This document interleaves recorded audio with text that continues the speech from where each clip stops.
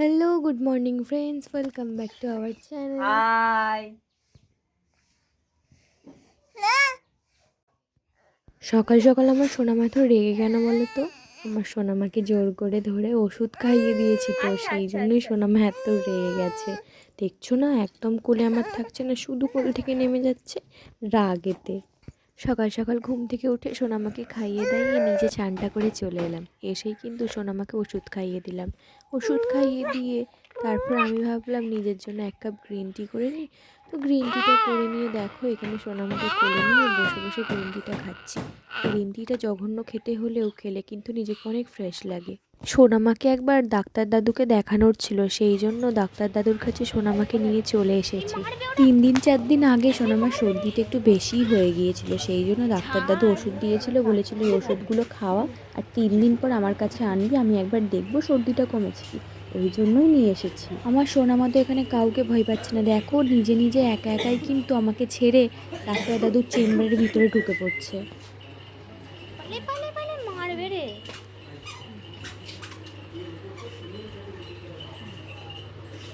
Doctor দাদুর কাছে সোনামাকে একবার দেখিয়ে নিলাম, দেখিয়ে নিয়ে কিন্তু বাজারের মধ্যেই বাবা যেহেতু কাজ করছে সেই জন্য একবার গোলাতে চলে গেলাম বাবার সাথে দেখা করার জন্য, আর সোনামাকেও তার দাদুর সাথে দেখা করানোর জন্য।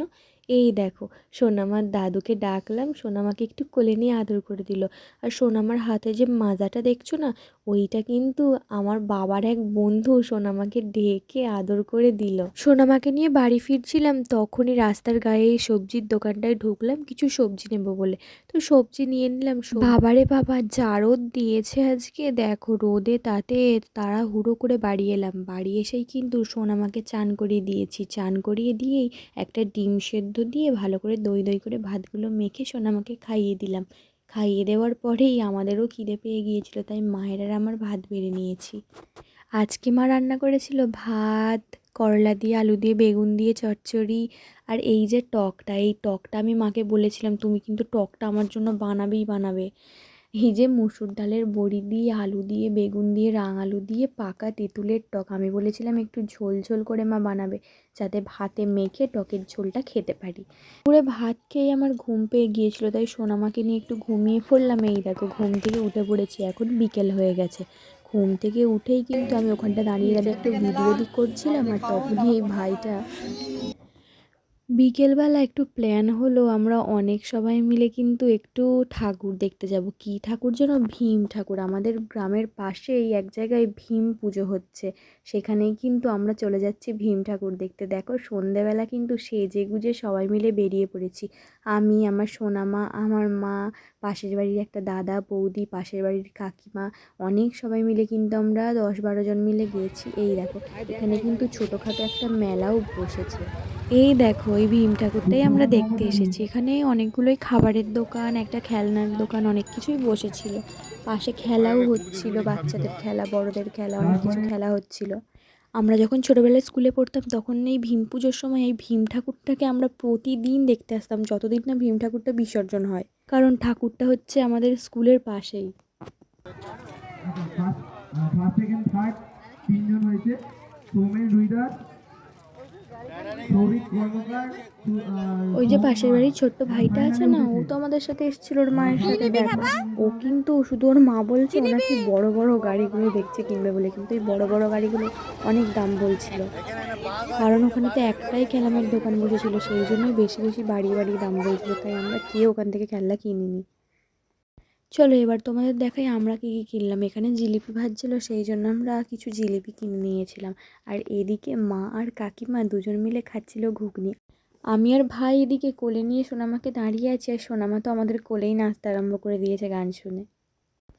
আর এই দেখো এখানে একটা দোকান বসেছিল, এখানে জিলিপি, তারপরে মালপোয়া, খাজা, মিষ্টি নিমকি ভাজা এগুলো বিক্রি হচ্ছিল। আমরা এখান থেকে কিছুই কিনিনি, শুধুমাত্র এই মালপোয়াটাই কিনেছিলাম।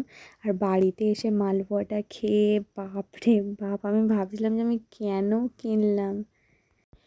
একটার দাম 5 টাকা নিয়েছিল, এক পিস 5 টাকা নিয়েছিল, মানে সাইজের তুলনায় ঠিকই ছিল 5 টাকা।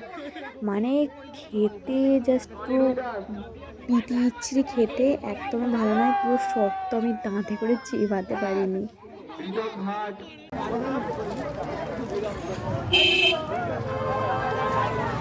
তারপরে বলছেন ইন্দ্রবায়ন।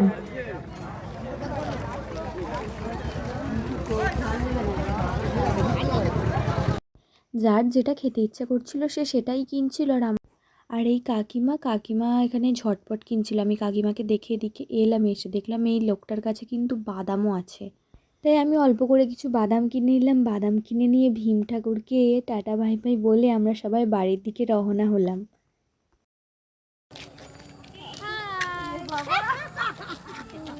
এই দেখো, বলছিলাম না ভীম ঠাকুরটার একটু পাশেই আমাদের স্কুলটা। এই দেখো, এটা হচ্ছে আমার ছোটোবেলাকার স্কুল, রাধানগর প্রাথমিক বিদ্যালয়। এখন আবার দেখলাম লেখা আছে রাধানগর হাই স্কুল, মানে এখন আরও কিছু ক্লাস বাড়ানো হয়েছে এখানে, 9, 10, সেই জন্য।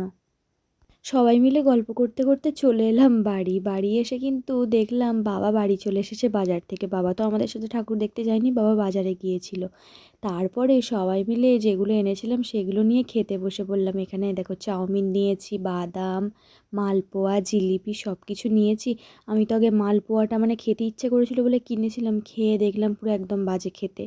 আর এই দেখো, আমার মতোই কিন্তু আমার সোনামা চাউমিন খেতে ভালোবাসে, দেখেছো? চাউমিন খাচ্ছে এক হাতে আর এক হাতে কিন্তু জিলিপি খাচ্ছে। তো চলো ফ্রেন্ডস, আজকের ব্লগটা এখানেই শেষ করছি। দেখা হচ্ছে নেক্সট কোনো ব্লগে। Tata, bye bye, good night.